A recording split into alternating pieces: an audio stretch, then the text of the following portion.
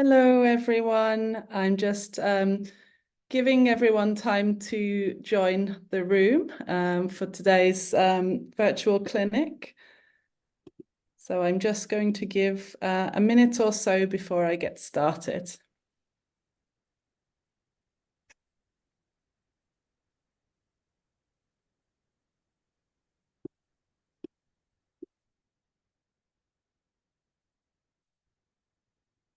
Okay, I shall get started now, and hopefully my colleagues there can admit people as they start to join the room. And I'll get started on our virtual clinic today. So welcome to everyone who's joined today to learn more as the deadline approaches for the open call for the support program for repositories and data service providers.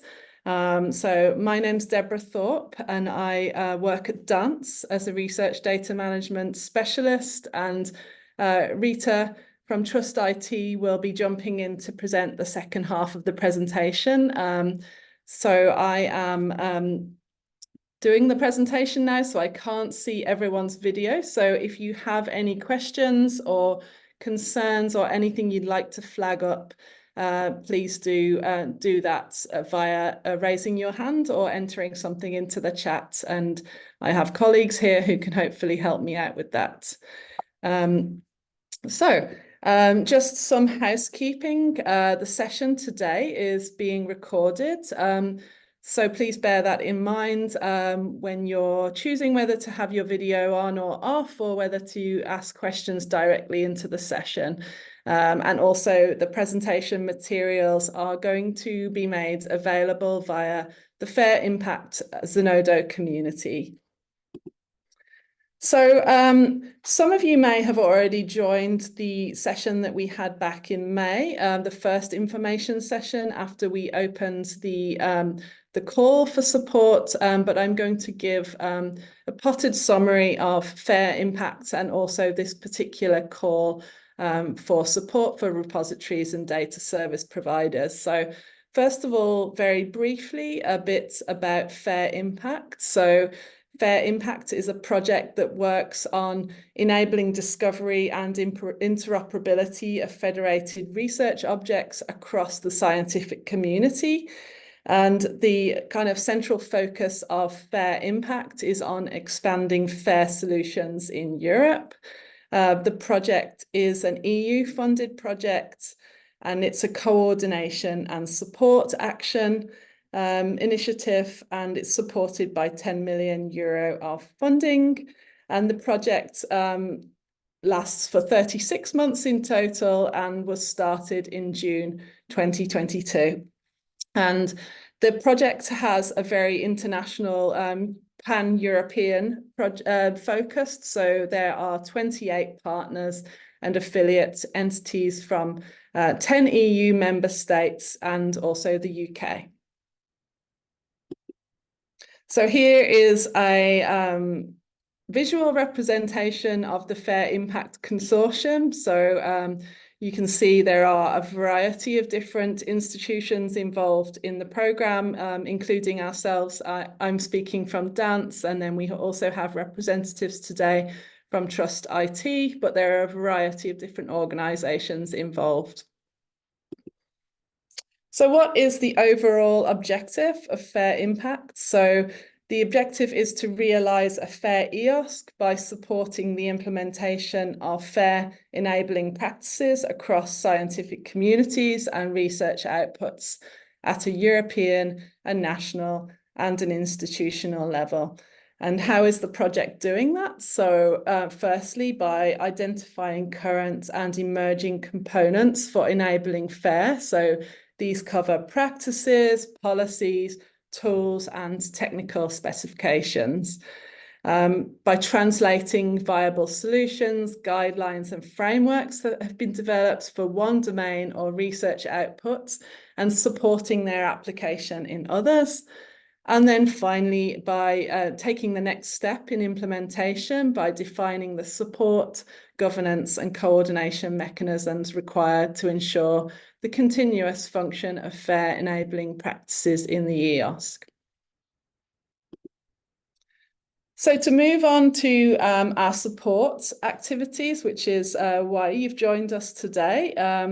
So we have 3 different support routes within Fair Impact. So you're joining us, hopefully, in relation to route 1, which is support via dedicated guidance and one-to-one support. But there are other support levels as well. So route 2 via support to test specific tools, approaches and solutions. And then we also have a series of public fair implementation workshops. And I'll touch on those right at the very end of the presentation. So in this call, you can apply to join the support program that's designed to improve the fair enabling capacity of national level initiatives, research performing organisation and repositories and data service providers. So just to point out that our support programs are based on the steps in our fair implementation framework, and this takes you through a number of steps in the implementation of FAIR, and you can actually look at that on the website, on the Fair Impact website, and browse through those different steps that go from step 1, so considering your drivers for wanting to become fair enabling, through towards step 4 in the middle, so engaging with relevant stakeholders to ensure the uptake of FAIR, and then also then moving towards the end, so reviewing your processes and sharing your experiences. So this becomes a kind of circular process where you reflect on what you've done to implement FAIR and share it with others, so that it can be a process of development that continues beyond the programme. So I encourage you to take a look at that, but also if you become part of this support programme, it's very much focused and supported by that framework. So we'll be going into it in more detail. So what will Fair Impact provide? So we don't provide financial support in this particular support programme, but instead applicants benefit from in-kind support. So we provide a focus on practical advice and guidance on fair enabling topics. So the thematic areas covered might include policies, persistent identifiers, data management planning, trustworthy repositories, and training and handling other research outputs, including software.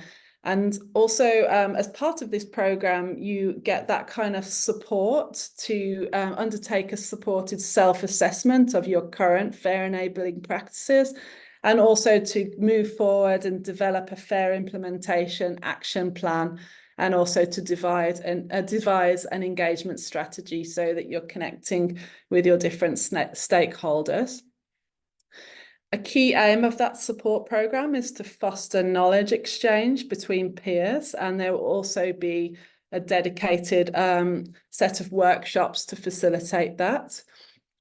And then importantly, towards the end of the support programme, there is the opportunity to promote the work that you've done and get recognition for that via a published fair implementation story. So more specifically, what kind of support would you get within this programme for becoming more fair enabling? So as we know, the FAIR principles focus on the characteristics of digital objects that make them findable, accessible, interoperable, and reusable. So as part of the programme, the participants are introduced to different fair enabling approaches and tools that relate to various aspects of your organisation. So they relate to repository policy, making objects in the repository more fair. So those kind of guidelines and the FAIR cookbook for researchers making and repository staff working together to make data more fair. Automated fair assessments, such as the Fuji framework for assessing the fairness of digital objects, and repository certification and EOSC readiness. So I won't go into those in a lot of detail today, but those are the kind of approaches and tools that we focus on, although that kind of largely depends on the makeup of the group, and it's kind of a fluid process for determining how that's the program develops. And so from this set of tools and approaches, participants choose and plan what they want to implement. And it's important to kind of highlight that because of the different aspects of FAIR that are involved in this program, you may want to apply as a team of 2 to 3 people. And that this call is suitable for those who are just kind of getting started with supporting the FAIR principles or are less advanced on your FAIR enabling journey. And I'm just going to have a little look in chat because I can see, oh yes. So Marianne is saying, welcome to all of those of you who have joined since the beginning. And yes, please do put any questions in the chat. So I'm going to move on. So we thought it would be useful to give you a visual overview of what is involved in this support program. So we are obviously in the application stage at the moment, but the actual program itself kicks off in September with the first workshop, and that progresses into other workshops in October and November, and then the Christmas break, and then you're kind of moving towards peer exchange and kind of the closure of the program in January and onwards through spring, of the late winter into spring in March. Is it possible to do it as a team of one? So I think we'll come back to that at the end, but thank you for those questions, and it's really good to get those questions in the chat.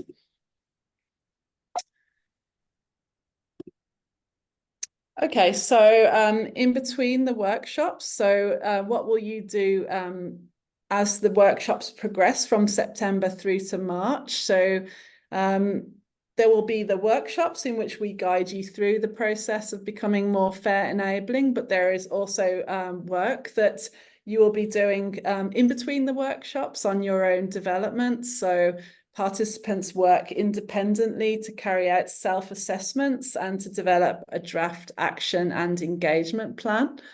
And also participants will be working on the implementation of those action plans and engagement plans. And then towards the end, as I said, you'll be working on consolidating this into a FAIR implementation story that will be co-produced between the FAIR impact team and yourselves that summarize the key actions and the lessons that have been learned. And then afterwards, we are very focused on getting feedback on the program. So there'll be a follow-up question or an interview with the participants after the support. And just to emphasize as well, that kind of one-to-one support. So we'll be working with you to provide periodic support between the workshops via email or Zoom. So it's the program is fully online. There are no in-person meetings, but there is asynchronous support via email and also connections via Zoom. So what is expected of you as participants? So we hope for willingness to participate in the required workshops and meetings. And as I said, they're all held virtually, so there's no expectation to travel for these workshops. We hope that you'll be willing to carry out the assigned homework between the workshops and that you'll engage with that kind of one-to-one support that we can provide to assist with that and assess the homework. We hope that you'll be willing to act on the FAIR implementation action plan that will be co-developed with those of us who are supporting you at FAIR Impact. And also the ability to engage various relevant actors to enable the implementation of the action and engagement plans. And then finally, that kind of work towards the end. So the consent to participate in an exit interview, and also understand that this will be forming the basis of a fair implementation story.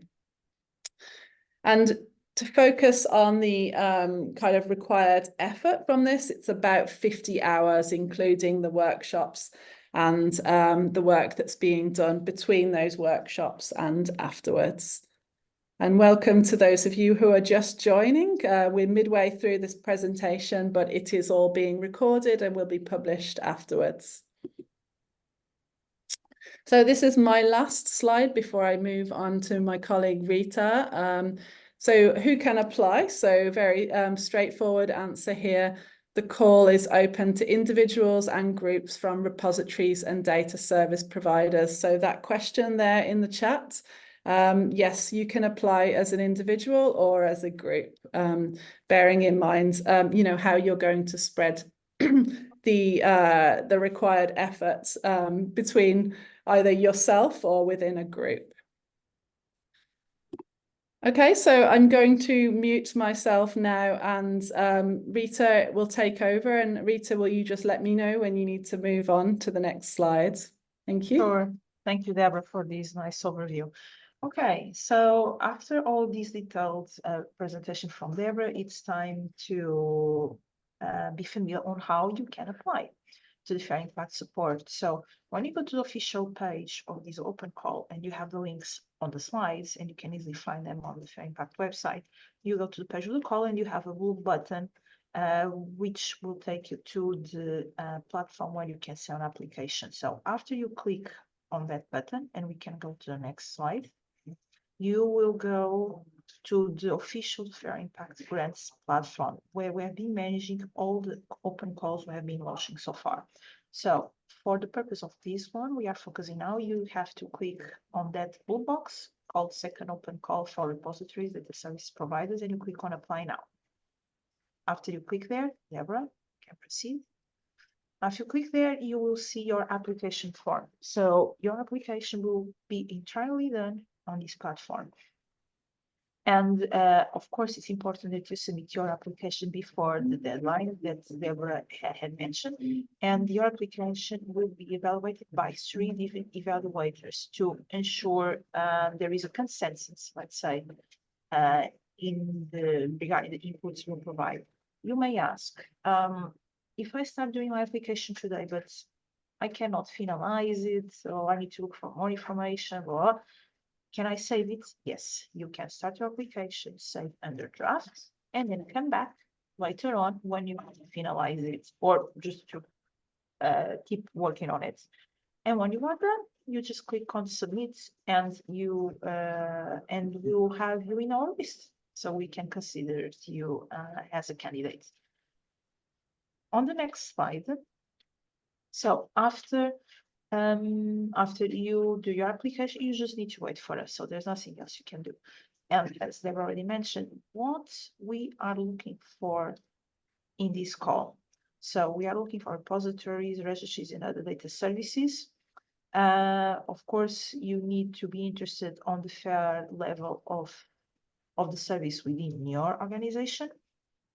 And one important is that from all the applications we receive, and I'm not sure if Deborah would like to provide more details on this matter, we will prioritize organizations, groups, and individuals that are based in countries or represent domains which are still less advanced in terms of the fair enabling capacity. Okay, so that's a thing that when we have all evaluations and focusing on the positive ones, that means the ones that reach the minimum level or requirements to be selected, then we'll pay attention to this aspect I just mentioned.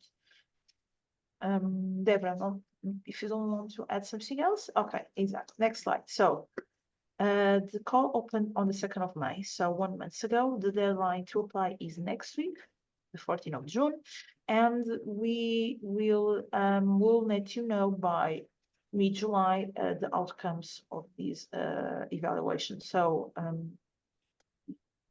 after the closure till the official communications, you can wait more or less 1 month.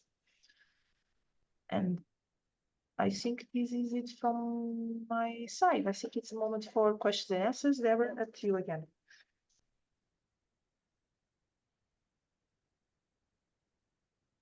Okay, sorry, I actually lost my unmute button there. So I just wanted to pause the presentation now to, I just have 1 or 2 wrap-up slides at the end, but what we wanted to do now is to open it up to you.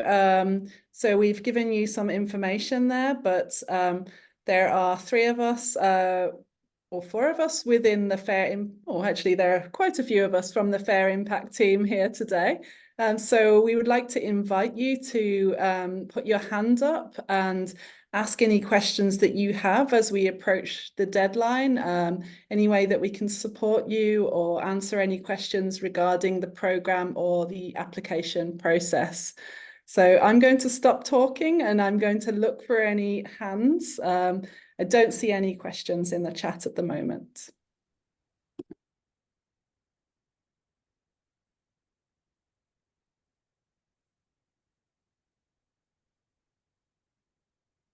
I have one question. Just to be sure, this is free for the participants. Yes, it's free. So the cost for you really is your time, but the actual support that we give you is free. Yes.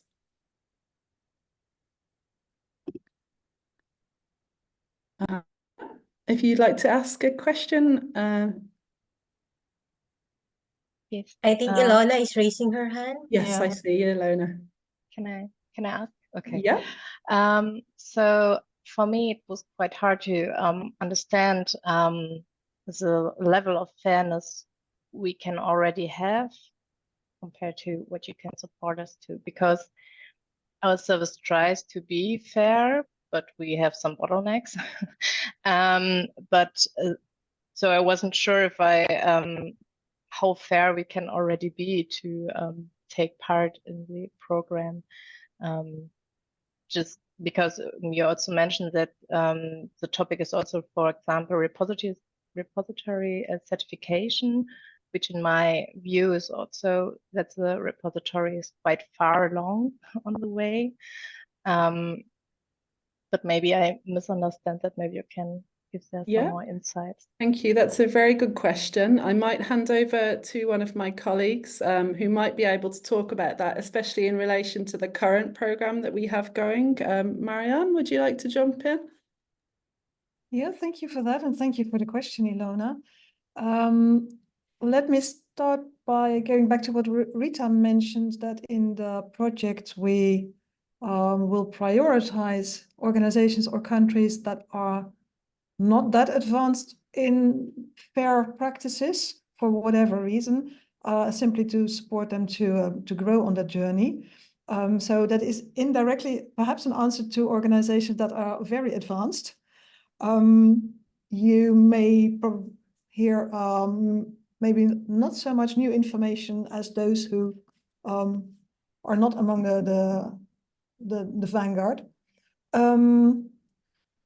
What we see in the current program with several participants that are quite diverse in their level of, let's say, fair advancedness. Some of them focus very much on the policy side of the organization. Some of them aim to get information about the repository registered in, for instance, a fair sharing environment. So you might have heard of that. And are considering what they can do to make perhaps their policies also more fair. So that is, in a sense, at a meta level. So they do have a repository or a data service. They have policies in place that support that, and they want to bring the policy themselves to a higher level. Others are more in a stage of having started with a repository, but are considering how they can best take up of the service. So for them, engaging, for instance, with researchers and research teams is more the opportunity they look for support in the program. So it varies very much. That's of course not an answer to your specific situation. We do mention in the program probably a bit about certification in terms of the core trust seal certification for repositories. That's not a specific aim, and we will probably not provide a lot of specific dedicated support on that, because there is already quite some support on that outside of our program. So there we would more see if we can connect you to the right people and give some pointers. So whatever a participant gets out of the program can vary very much. We now know. Yeah. Does that halfway answer your question? And then feel free to ask more questions, of course. It makes it more understandable, and maybe if we get a feedback then afterwards based on the application. But it's very, very good to know that. Thank you. And part of the very indirect feedback is already in the grant application platform, because there are some questions where you are asked to indicate a level of knowledge or expertise. So, yeah.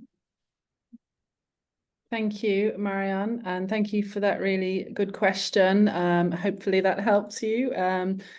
Are there any other questions? Either put your hands up or put them into the chat.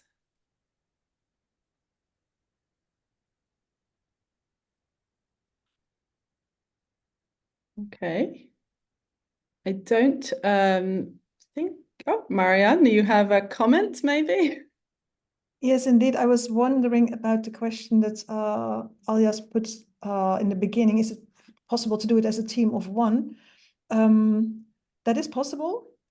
If you could find a colleague who would join together with you, that might be very effective. We now see teams in the current support program where one of them is more policy oriented and one of them is more technically oriented.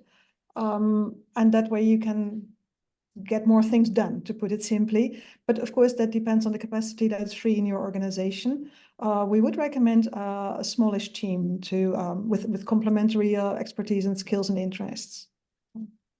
Yeah, so I think that's a really good point. So it's open to individuals or teams, but actually, you know, when you think about that complementary expertise and the time that's required for the program, it's useful to be a team.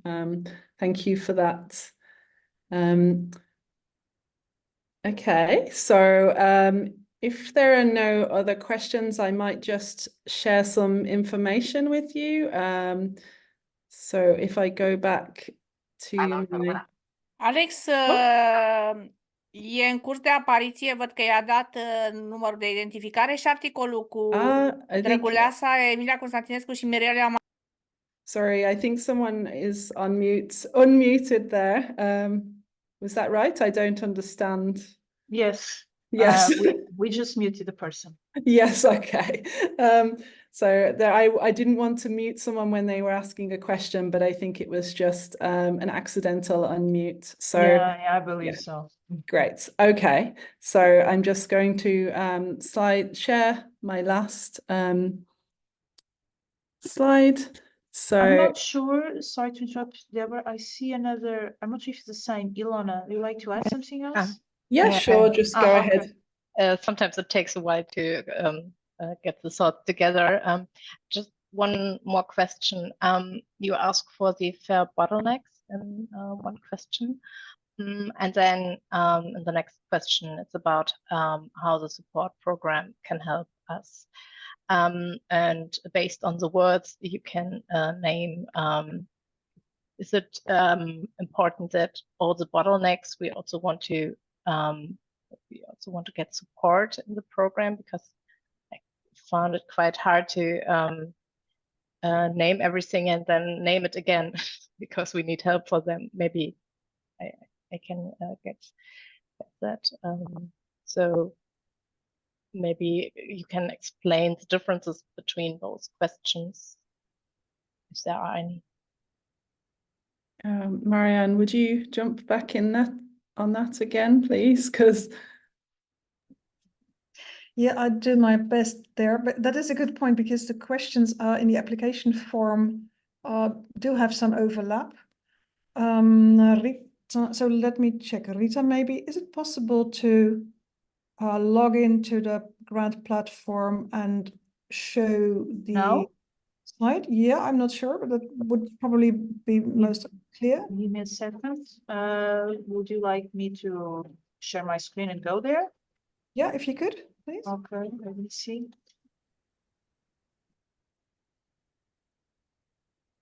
Can you see now? So let Yeah, me go we to can see it. application form. What do you like to show, Mariam? So the question was about questions concerning bottlenecks that applicants have. Yeah. It's the one, that you are there. Please mention challenges or bottlenecks. That's the upper thing Right listed here. now. And then there comes the question under impact and dissemination. Please indicate what your service organization hopes to achieve through participation. And I just think it could be very easy to say to solve the problems I mentioned above, but maybe there's something more to that I don't want to miss. They do overlap. It's also, and I think that I realize that is too implicit probably. It's also, we will not be able to provide support on any bottlenecks any applicant has. And for that, it's also kind of reflection. So you may have different challenges or bottlenecks, but which of them do you hope to bring further or to resolve during the project? So considering the topics that we can provide support on. So Deborah mentioned a couple of them. And these topics were selected, of course, on the basis of expertise we have in the team. So if you could answer the more specific one is now not the one that you're experiencing, but more what do you want to expect to get out of the program when you do focus on the topics that we mentioned. That is the best kind of answer that would help us as reviewers. Yeah. Okay, thank you. Thank you. And thank you, Rita, for sharing. Thank you. Yes, thank you, Rita. I'm just going to give another minute or so just to see if anyone else is formulating any questions. And I'm just going to put a link in the chat as well to what I'm going to talk about next. But are there any questions or anything that any of the Fair Impact team want to say before we start to wrap up? If not, I'm going to share my slides again. And as I do this, maybe another question will pop up, as is the way. But yeah, so as I just put a link in the chat to, aside from this support program that we're talking about today, one of the other forms of support and knowledge exchange that we offer are the fair implementation workshops. So just to draw your attention to two that are coming up. One on new repositories for biodiversity research, which has come out of the last support program that we're kind of wrapping up at the moment. So that may be of interest to you if you're working in that area, and also a session that my colleague Nina and I, who are both in this session today, are organising on where do I start with verification of sensitive data.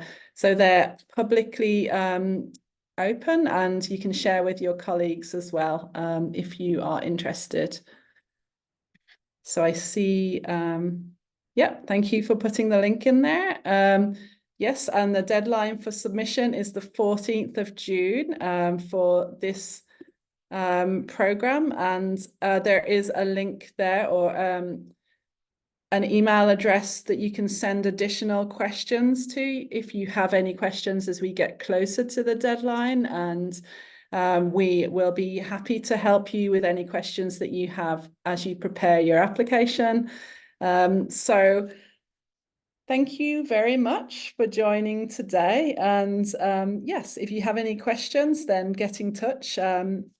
I might just put the email address into the chat there as well.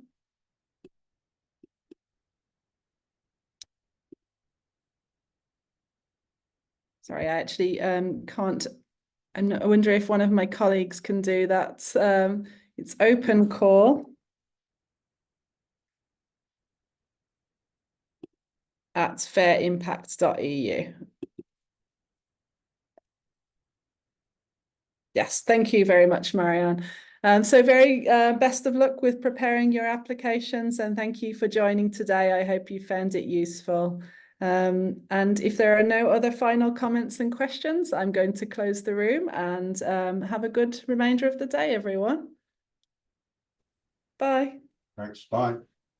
Bye. Bye, thank you, everyone.